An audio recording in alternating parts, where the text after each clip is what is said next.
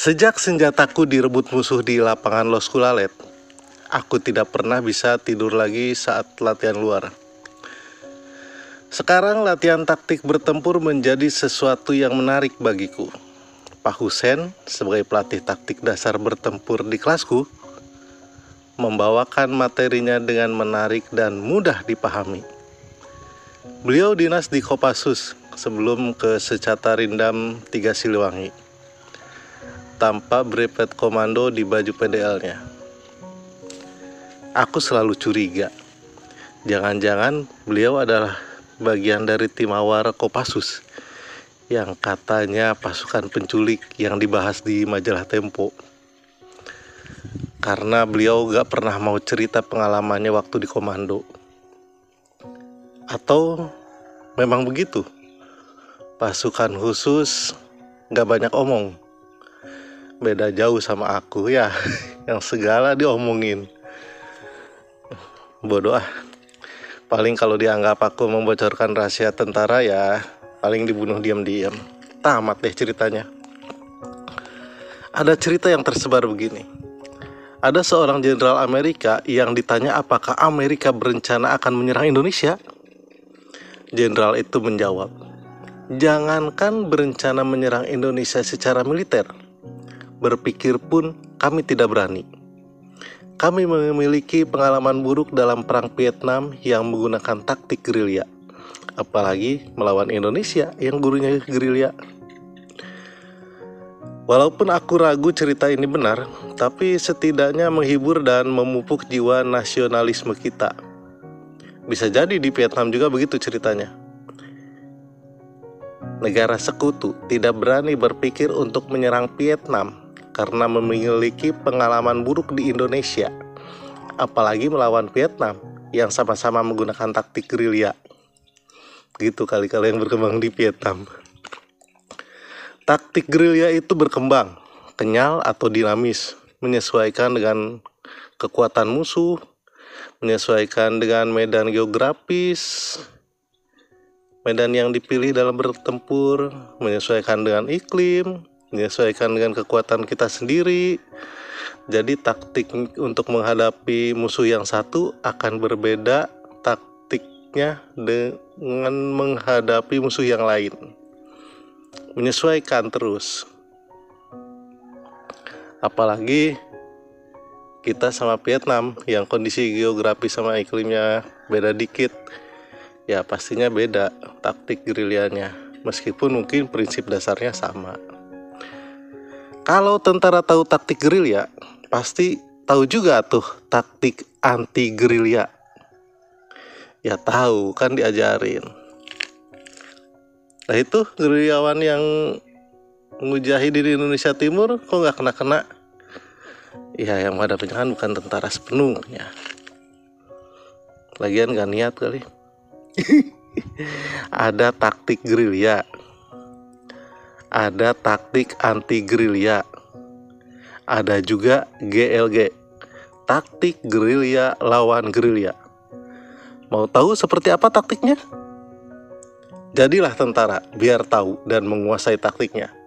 Siapkan fisik, mental, dan pengetahuan dari sekarang. Pokoknya aku harus jadi tentara biar paham gerilya, biar bisa seperti Rambo, bisa menang walaupun bertempur sendirian. Tapi bagaimana mungkin aku jadi tentara? Aku kan perempuan dan usiaku sudah lewat. Maka nikahlah dengan tentara. Setelah beres akad nikah, sebelum melewatkan malam pertama, tanya bisik-bisik di tempat tidur. Ayang papa, taktik gerilya, terus anti gerilya, terus gerilya lawan gerilya itu apa? Jelaskan dulu ke mama. Sebelum mama paham, ayang papa gak boleh melakukan pertempuran di hutan dan gunung mama. Jelas pak?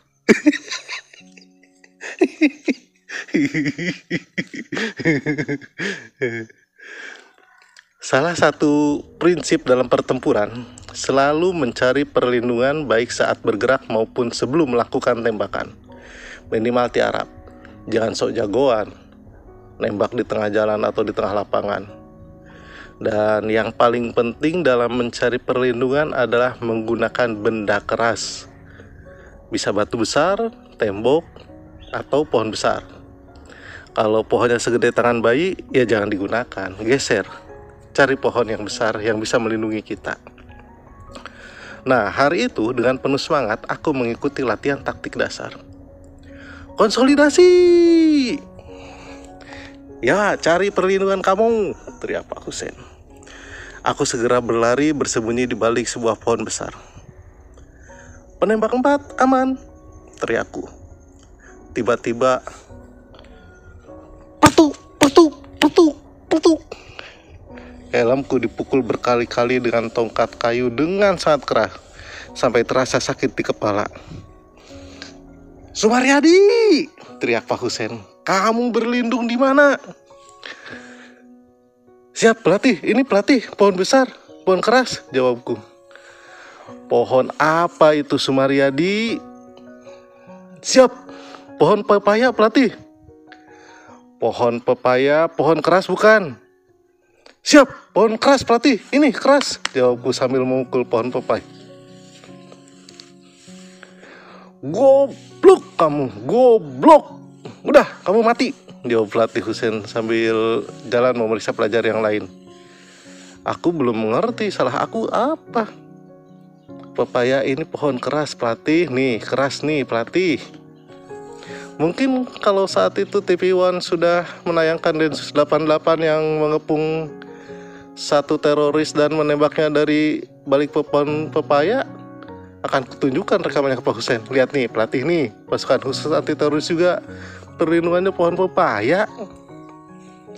Sampai tiba saatnya waktu evaluasi, aku diperintahkan tampil ke depan.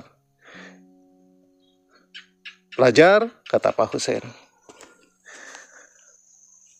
Pohon pisang, pohon keras bukan? Bukan, jawab pelajar. Ya iyalah, jawabku dalam hati. Dikopek juga bisa pelepahnya. Oh iya, saat itu calon prajurit disebutnya pelajar. Kalau sekarang disebutnya siswa. Kalau jati, pohon keras bukan? Pak Husein meneruskan. Pohon keras, jawab pelajar. Kalau pohon pepaya, pohon keras bukan? Bukan, jawab pelajar. Sumaryadi, pohon pepaya, pohon keras bukan? Siap. Aku mau jawab pohon keras, tapi yang lain jawab bukan. Karena aku jadi ragu. Kan kalau dipegang mah keras pohon pepaya teh. Aku diam dengan wajah ragu. Kamu Yohanes, kenapa pohon pepaya bukan pohon keras? Tanya Pak Husein ke Yohanes. Siap, belajar Yohanes, izin menjawab. Ya, kenapa? Siap, pohon pepaya bukan termasuk pohon keras karena bisa ditembus peluru. Jelas Sumaryadi? Siap, jelas pelatih. Oh, begitu rupanya. Jadi pohon keras adalah pohon yang tidak bisa ditembus peluru. Densus 88 anti teror pelatihnya bukan Pak Husein sih. Coba kalau Pak Husein udah digetok tuh helmnya. Lagian musuh satu orang rumahnya yang dibom. Gak diajarin Pungdah mah kali ya. Nah, apalagi tuh Pungdah mah? Pengen tahu? Ayo daftar tentara atau menikahlah dengan tentara. Ayang papa, Pungdah mah itu apa? Jelaskan ke mama. Sebelum jelas, ayang papa gak boleh melakukan penggeledahan ke mama. Jelas, Pak?